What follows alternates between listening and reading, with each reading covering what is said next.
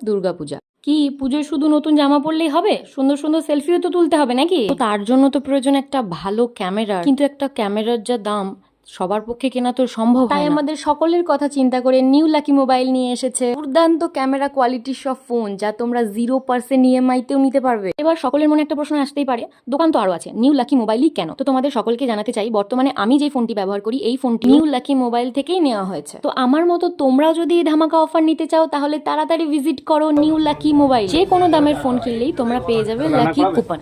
বলছি দাদা, আমি একটা ফোন নিতাম, তো আমাকে কিরকম কি বাজেটের মধ্যে দেখালে ভালো হতো।